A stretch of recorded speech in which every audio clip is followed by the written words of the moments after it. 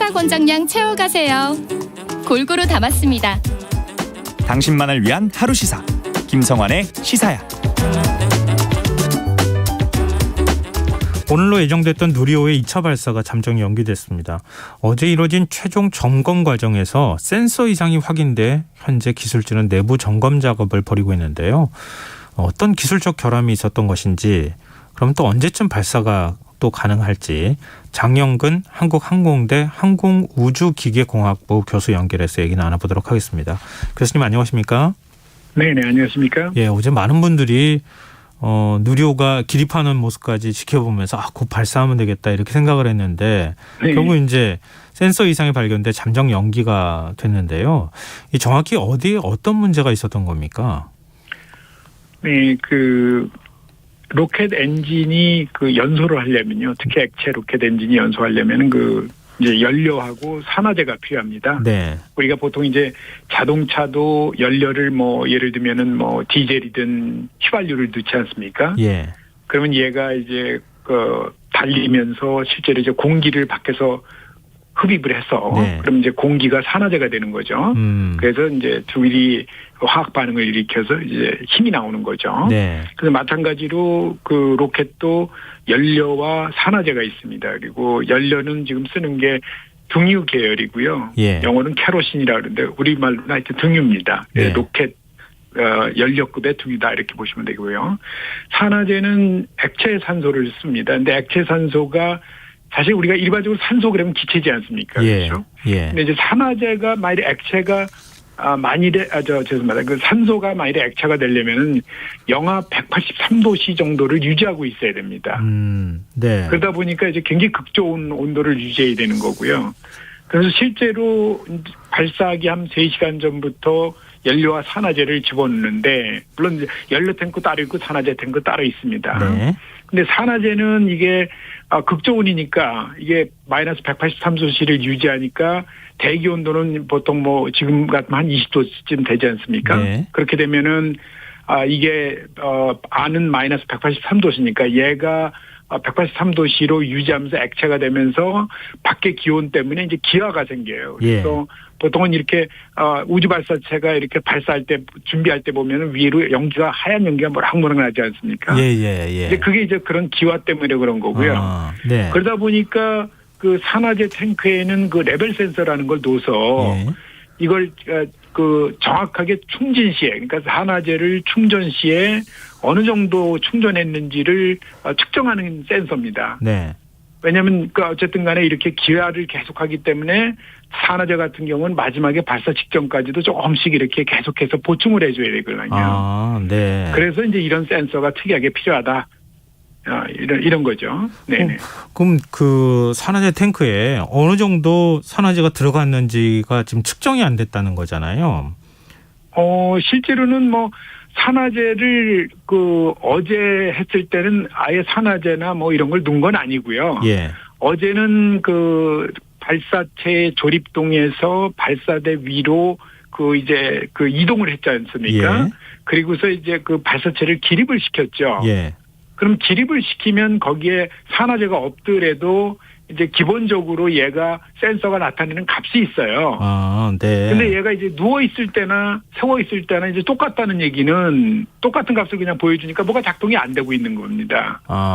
그럼 이걸 산화제를 넣어도 작동이 안 되는 거죠. 예. 그래서 이건 그러면 이제 문제가 있는 거죠. 왜냐하면 내일, 그러니까 어제 기준으로 오늘 이제 발사 오늘 4시 하려고 그러지 않았습니까, 원래? 네. 그러면 이제 계속해서 이제 충전을 할 때 계속 이제 그게 정확한 데이터를 못 나타내니까 실제로 산화제가 얼마 들어가는지 정확히 모르게 되는 거죠. 그렇죠? 네. 그러면 이제 문제가 되는 거죠. 네. 근데 항우연은 그대로 발사하는 것도 검토를 했었다고 들었거든요.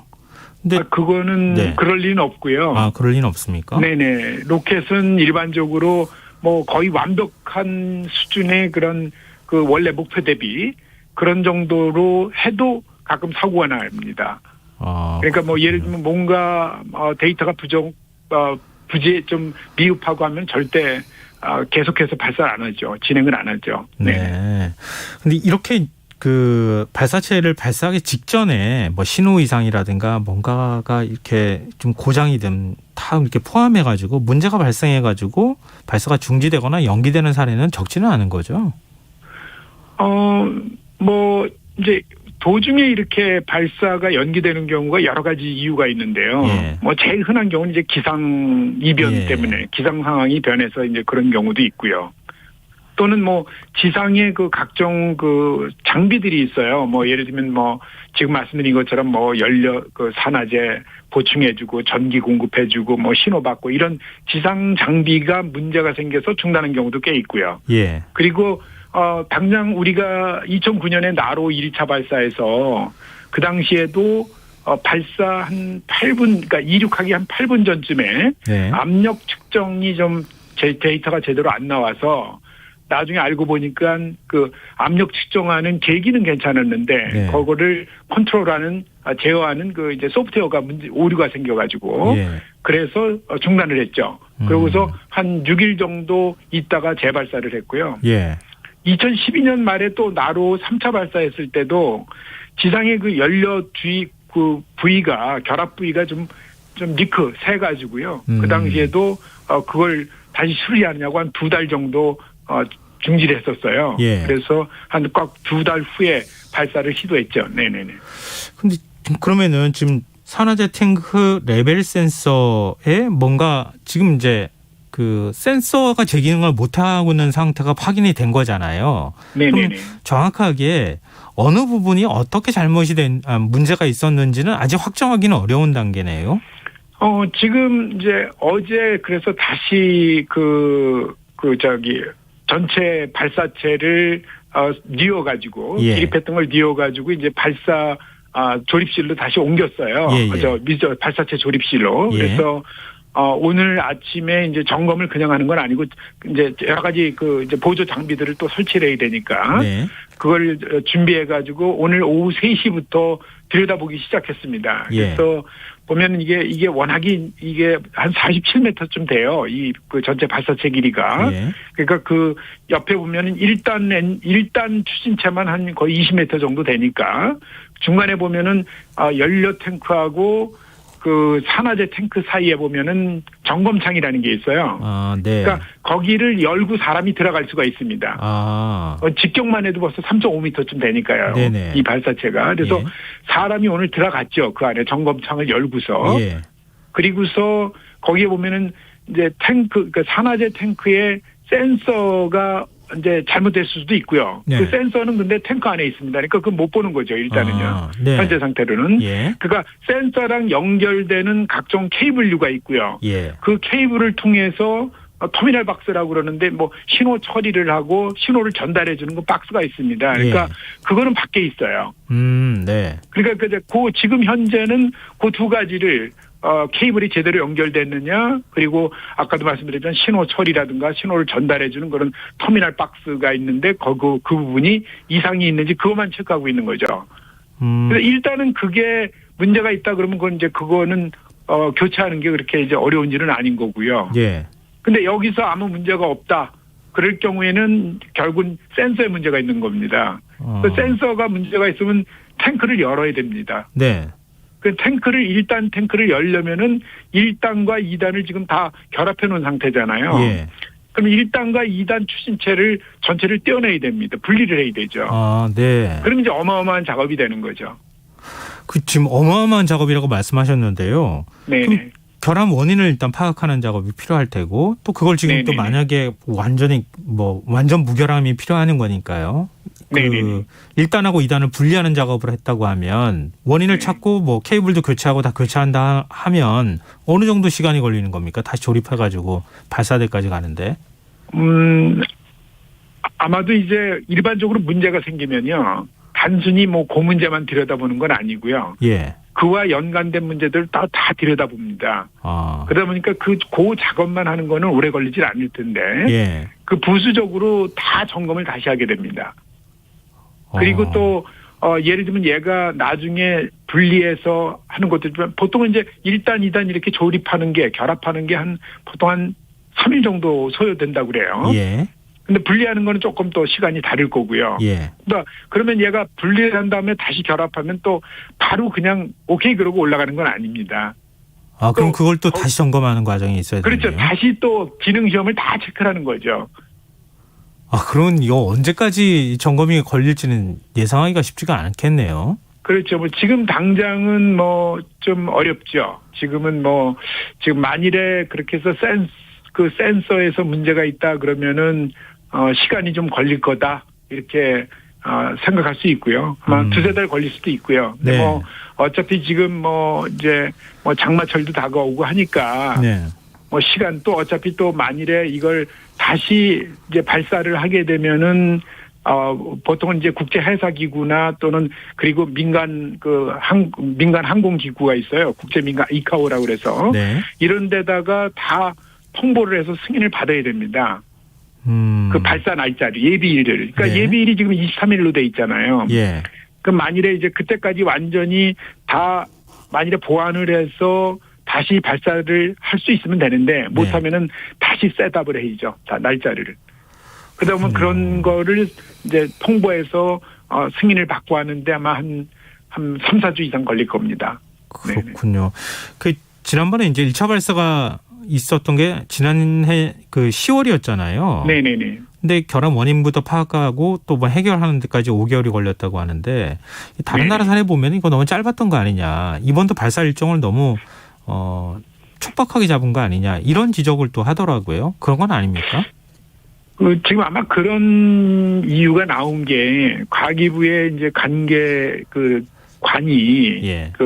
공무원이 이런 얘기를 했더라고요. 보니까 6월 고흥에 거기 그 발사장이 위치한 고흥 지역에 지난 수십 년 동안 기상을 보니까 제일 빠를 때가 장마가 올 때가 6월 18일이더라. 예.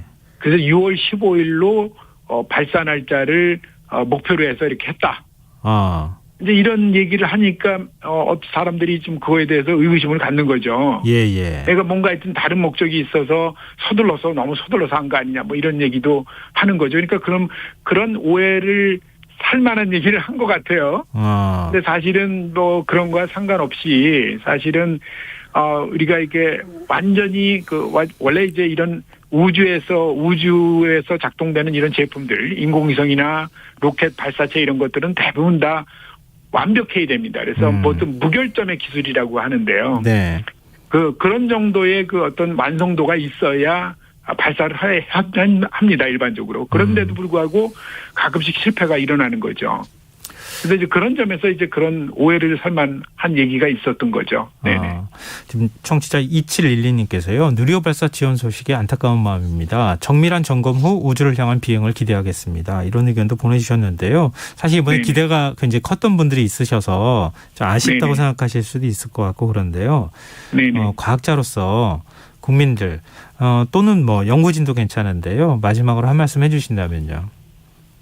네, 뭐 사실은 뭐 이게 이제 이 발사체 기술이 저는 이제 시행착오의 기술이라고 이렇게 얘기를 합니다. 네. 그러니까 미사일도 마찬가지고요. 예. 그러니까 둘 다 로켓을 이용하는 거죠. 그래서 그렇죠. 결국은 이게 국내에서 액체 로켓 엔진 기술이라는 거는 상당히 어떻게 보면 아직은 초보 수준이죠. 그러니까 이거 처음 만든 거거든요. 우리 예. 국내에서 예.